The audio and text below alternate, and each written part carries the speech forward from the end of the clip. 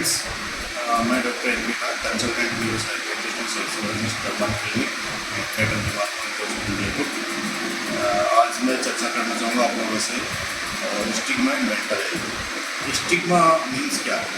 Stigma की एक जो सोसाइटी का पीपल्स का जो नेगेटिव एटीट्यूड होता है मेंटली इल पेशेंट के प्रति, नेगेटिव एटीट्यूड यानी उसको इंप्योरिटी की भावना से देखना या पागल समझना या लाइक सीज, साइकोपैथ, क्रेजी, मेड, तू पागल है, इस तरह के वर्ड्स यूज करना।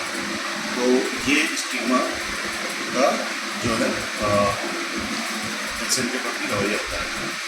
अब ऐसे मेंटल हेल्थ के प्रति स्टिग्मा ज़्यादा है तो सोसाइटी में बहुत ज़्यादा और इसका बर्डन बढ़ा हुआ है।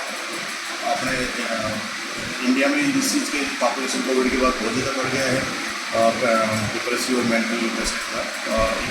इवन 4 टाइम्स कोविड से पहले 4 टाइम्स बढ़ा है।